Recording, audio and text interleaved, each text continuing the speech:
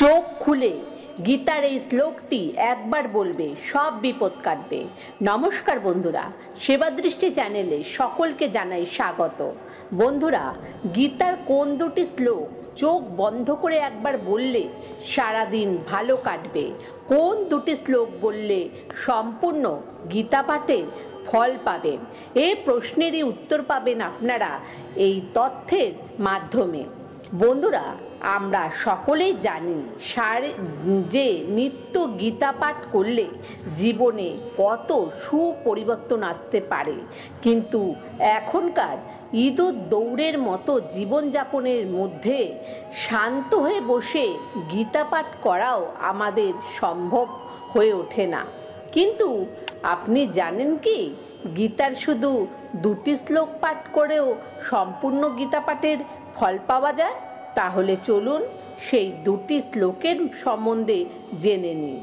সেটা জানার আগে আপনারা যারা এই চ্যানেলে নতুন তারা অবশ্যই চ্যানেলটিকে সাবস্ক্রাইব করুন এবং তথ্যটি শুনে ভালো লাগলে অবশ্যই একটা লাইক করুন এবং শেয়ার করুন, আর কমেন্টে জয় শ্রীকৃষ্ণ লিখতে ভুলবেন না। এবার চলুন মূল পর্বে যাওয়া যাক। বর্তমানে মানুষ যতই কোলাহলের মধ্যে থাকুক, দিনের শেষে নিজেকে একা বলে বোধ করে। তেমন একজন হলো বিকাশ। সে কলকাতা শহরে বড় একটি কোম্পানিতে কর্মরত। কঠোর পরিশ্রমে ও পেশাদার, মাত্র 32 বছর বয়সে কর্মজীবনে যথেষ্ট সুনাম লাভ করেছে। টাকা পয়সার কোনো অভাব নেই তার, কিন্তু সে যে অভাবে ভোগে সেটা খুবই কষ্টকর। সেটা হলো তার মনের শান্তির অভাব। বেশ কিছু বছর আগে যখন কর্মসূত্রে নিজের শহর ছেড়ে, পরিবার পরিজনদের ছেড়ে সে যখন কলকাতায় হাজির হয়, তখন তার এখানে আপনজন বলতে কেউ ছিল না। এই কলকাতা শহরটা ছিল তার কাছে পুরো নতুন, কারণ সেখানকার মানুষজনদের চিনত না, রাস্তাঘাট কিছুই তার চেনা ছিল না। তখন সে বেশিরভাগ সময় কাটাতো অফিসে কাজ করে। যখন দিনের শেষে বাড়ি ফিরতে, তখন তার মনের ভেতরটা মোচড় দিয়ে উঠত। ছোটবেলা থেকেই বিকাশ একান্নবর্তী পরিবারে মানুষ হয়েছে। মা বাবা, জেঠু জেঠিমা, কাকা কাকি, ভাই বোনেদের সঙ্গে তার সময় কাটত। কিন্তু সে শহরে এমন একটা পরিবেশে থাকতো যে তার দম বন্ধ হয়ে আসছিল। তাই সে প্রতিদিন যখন অফিস থেকে বাড়ি ফিরত, সে চেষ্টা করত যেন বেশিরভাগ সময়টাই তার রাস্তায় কাটে। সে অনেক অচেনা রাস্তার সাথে হাঁটতে থাকে, অনেক নতুন নতুন রাস্তার সাথে সে পরিচিত হয়। সেই রকমই এক সন্ধ্যায় ক্লান্ত হতাশাগ্রস্ত বিকাশ একটি পুরনো বইয়ের দোকানের সামনে হোঁচট খেয়েছিল। অপরিচিত একটি রাস্তা আবিষ্কার করতে গিয়ে যখন সে ওই দোকানের খোঁজ পেল, তখন সে ওই দোকানের ভিতরে ঢাকা চারপাশে দেখতে পেল যে হুলিময় তাকগুলোর মধ্যে সে ভগবদ্গীতার একটি পরিচ্ছন্ন কপি খুঁজে পেয়েছিল। কৌতূহলী হয়ে সেটিকে কিনে নিয়ে বাড়িতে পড়তে শুরু করেছিল। এই ভগবদ্গীতা তাকে এরকমভাবে রক্ষা করেছিল, তাকে সকল হতাশা থেকে মুক্ত করেছিল। ছোটবেলায় বিকাশ পরিবারের গুরুজনদের গীতা পাঠ করতে দেখেছিল। সে জানতো যে যখনই গীতা পাঠ করা হয় তখনই মনের ভিতর সব কোলাহল মিলিয়ে যায়। তাই যখন সে নিজে এমনই কষ্টের মধ্য দিয়েও যাচ্ছিল, গীতা হাতে পেয়ে তখন সে বুঝতে পারল যে ভগবান তাকে কৃপা করেছে। কিন্তু সেই গীতা করা সম্পূর্ণ হয়ে যাওয়ার পর সে বেশ কয়েক বছর কেটে গেছে। তার পর থেকে বিকাশ আবার অনেকবার গীতা পাঠ করার চেষ্টা করেছে। বিকাশ শুনিয়েছিল যে প্রতিদিন গীতা পাঠ করলে মনের ভিতর শুভ শক্তির সঞ্চার হয়, কিন্তু কর্মজীবনের ব্যস্ততায় সম্পূর্ণ গীতা পড়া সফল হয় না। বেশিরভাগ দিনই তো গীতা দেখাই হয় না। গীতা পড়ার পর বেশ কয়েকবার বছর কেটে গেছে, ফলে বিকাশের মনে আবার ধীরে ধীরে হতাশার বাসা বেঁধেছে। এমনই একদিন সে যখন অফিসে ক্যান্টিনে বসে টিফিন করছিল, তখন তার উচ্চপদস্থ এক কলিগ এসে তার পাশে বসে। বিকাশের চোখে মুখে এমন অবস্থা দেখে সে তাকে জিজ্ঞাসা করে, তোমার এমন অবস্থা কেন? বিকাশ কিছুক্ষণ চুপ থেকে তার সমস্যার কথা জানায়। সবটা শোনার পর সে বলে যে, তোমাকে প্রতিদিন সম্পূর্ণ গীতা পাঠ করতে হবে না। ভগবদ্গীতার এমন দুটি শ্লোক আছে যে দুটি শ্লোক প্রতিদিন পাঠ করলে সম্পূর্ণ গীতা পাঠের ফল লাভ হয়। তুমি চাইলে এটা করতে পারো। আমি যেদিন থেকে এই দুটি শ্লোক পাঠ করা শুরু করেছি, সেদিন থেকে আমি দুশ্চিন্তামুক্ত হয়ে গেছি। বিকাশ সেই কথা শুনে সেই দিনই বাড়ি ফিরে সেই দুটি শ্লোক মুখস্থ করে নেয়। পরের দিন থেকে বিকাশ প্রতিদিন সকালে উঠে চোখ বন্ধ করে শ্লোক দুটিকে পাঠ করতে থাকে।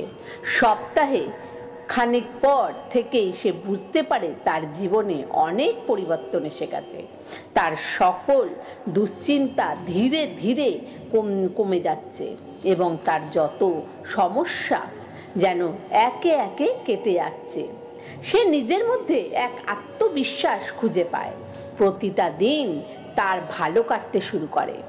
বন্ধুরা, সেই দুটি শ্লোক হলো, এক নম্বর শ্লোক হচ্ছে গীতার প্রথম অধ্যায়ের প্রথম শ্লোক, ধর্মক্ষেত্রে কুরুক্ষেত্রে সমবেতা যুদুৎসব মামকা পাণ্ডবাশ্চৈব কিম কুর্বত সঞ্জয়। এই শ্লোকটির অর্থ হলো, হে সঞ্জয়, ধর্মভূমি কুরুক্ষেত্রে যুদ্ধের ইচ্ছায় সমবেত আমার এবং পাণ্ডুর পুত্রগণ কি করল। বিশ্লেষণ: এক হচ্ছে ধর্মক্ষেত্রে কুরুক্ষেত্রে, অর্থাৎ কুরুক্ষেত্রের পবিত্র ভূমি ও কুরুক্ষেত্রের যুদ্ধে হচ্ছে ধর্মক্ষেত্র, ন্যায় বা ন্যায়ের ক্ষেত্র হিসেবে উল্লেখ করা হয়। সমবেতা যুদ্ধোৎসব অর্থাৎ একত্রিত যুদ্ধ করতে ইচ্ছুক কৌরব এবং পাণ্ডব উভয় যুদ্ধে লিপ্ত হওয়ার অভিপ্রায় একত্রিত হয়েছে। মামকা পাণ্ডবৈচর্য মানে পাণ্ডুপুত্র। ধৃতরাষ্ট্র এখানে কৌরবদের আমার পুত্র এবং পাণ্ডুর পুত্রদের হিসাবে উল্লেখ করেছে। কি কুর্বত সঞ্জয় অর্থাৎ তারা কি করছে। হে সঞ্জয়, ধৃতরাষ্ট্র তার সারথি সঞ্জয়কে উভয় বাহিনীর কার্যকলাপ সম্পর্কে জিজ্ঞাসা করেন। এই শ্লোকটি ধৃতরাষ্ট্র ও সঞ্জয়ের মধ্যে কথোপকথনের মঞ্চ তৈরি করে সেখানে ধৃতরাষ্ট্র ও তার পুত্র এবং পাণ্ডুর পুত্রদের মধ্যে যুদ্ধের প্রক্রিয়া সম্পর্কে তথ্য চান। দ্বিতীয় ভগবদ্গীতার সূচনাকে চিহ্নিত করে, যা যুদ্ধক্ষেত্রের প্রেক্ষাপটে ভগবান শ্রীকৃষ্ণ এবং অর্জুনের মধ্যে একটি গভীর কথোপকথন হিসাবে উদ্ভাসিত হয়। আর যে শ্লোকটি পাঠ করতে হবে সেটি হলো গীতার অষ্টাদশ অধ্যায়ের শেষ শ্লোক, যত্র যোগেশ্বর কৃষ্ণ যত্র পার্থ ধনুর্ধরন তত্র শ্রী বিজয়া ভূতি ধ্রুবা নীতি মতিমর্ম। এই শ্লোকটির অর্থ হল, যেখানে যোগেশ্বর ভগবান শ্রীকৃষ্ণ এবং গান্ডীবধারী অর্জুন অবস্থিত, সেখানে রাজশ্রী বিজয় বিভূতি অভ্যুদয় ও অব্যাভিচারিণী নীতি বিরাজ করে। ইহা আমার অভিমত বিশ্লেষণ। যত্র যোগেশ্বর কৃষ্ণেন অর্থাৎ যেখানে কৃষ্ণ আছেন যোগীগুরু এখানে শ্রীকৃষ্ণ যোগেশ্বর হিসাবে বর্ণনা করা হয়েছে।